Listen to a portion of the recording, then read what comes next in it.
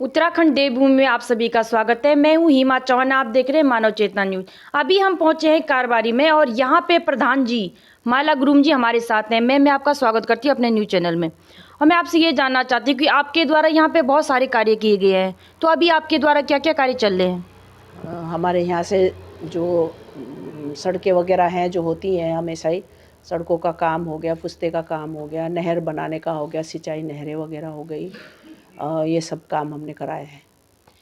अभी जैसे आपका कार्यकाल पूरा होने वाला है, तो ऐसा कौन सा कार्य आपका है जो आप आगे भी करना चाहते हो? हमारे यहाँ जो शिवालिक पर्वत है, वहाँ से बहुत सारी नदियाँ हमारी निकलती है वहाँ से, और वहाँ से हमारे शिवालिक से आने वाले कई कई छोटे छोटे हमारे यहाँ से खाले होकर गुजरते हैं, जिसके लिए कि हमने कई बार लिखित में भी दिया है और वो काम नहीं हो पाया है, क्योंकि हमारे किसानों की जो खेती है और यहाँ पर बहुत सारी नई नई बसावट हो गई है, तो जो शिवालिक से आने वाली जो नदियाँ हैं वो लगातार हर साल बहुत नुकसान करती हैं, तो वो हमारा काम रह गया है। क्योंकि हमारा तटबंध बनना चाहिए दोनों ओर, जो हमारे खाले नाले निकल रहे हैं जो शिवालिक से आने वाले, उसका हमारा काम रह गया है, जो कि हमारा मेन काम है। जैसे आपके क्षेत्र में आपके द्वारा बहुत अच्छा कार्य किया गया है और यहाँ की जनता भी ये चाहती है कि माला गुरुम फिर से प्रधान के रूप में आ गया है, तो आप जनता को अब क्या मैसेज देना चाहोगे? ऐसा है जनता के लिए कि सेवा करना ही हमारा काम है, और सेवा करने के लिए हम लोग इस क्षेत्र में आए हैं। और लगातार पिछले दिनों में बहुत बड़ी बीमारी से गुजरी हूँ, उस वजह से हम जिस तरह से काम करना चाहिए उस तरह से नहीं कर पाई हूँ, और जनता का अगर सहयोग रहेगा तब हम कोशिश करेंगे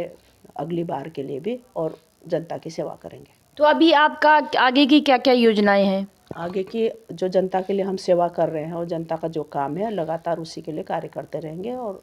जनता की सेवा करते रहेंगे। मैम, जैसे उत्तराखंड में जो युवा पीढ़ी है वो नशे की ओर अग्रसर हो रही है, तो आप उनको क्या मैसेज देना चाहोगे? नशे के लिए तो सबसे पहले तो माता पिता के लिए मैं कहनी चाहूँगी, क्योंकि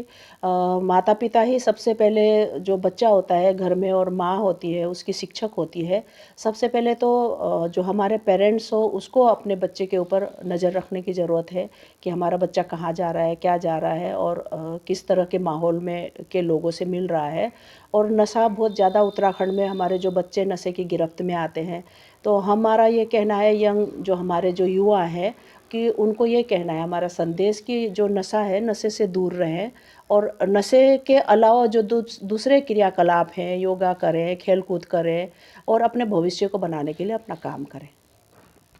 मैम, जैसे स्मार्ट सिटी का अभी काम चल रहा है, तो अभी तो तेजी से चल रहा है क्योंकि लोकसभा चुनाव आने बैठ गए, तो आप सरकार को क्या अपील करना चाहोगे कि ये कि मतलब कैसे पूरा होगा?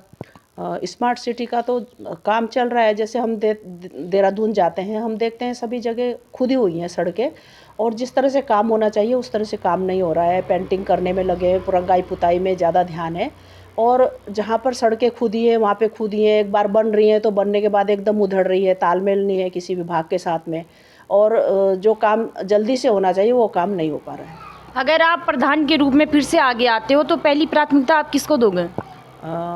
विकास के लिए सबसे पहले हमारी प्राथमिकता वो ये है कि हमारी जो तटबंध है वो बननी चाहिए, और जो हमारे यहाँ पे जो बहुत सारे नए लोग आकर बसे हुए हैं उनके यहाँ भी बहुत सारी ऐसी समस्याएं हैं कि अभी बहुत सारे प्रॉपर्टी डीलरों ने जैसे नई नई बसावट बसा दी है, और उनके बीच में इतनी सारी सड़कों की बहुत ज़्यादा डिमांड है, बिजली की डिमांड है बहुत ज़्यादा, और हमारे पास पंचायत में इतना बजट नहीं आ पाता कि हम लोग उन सब को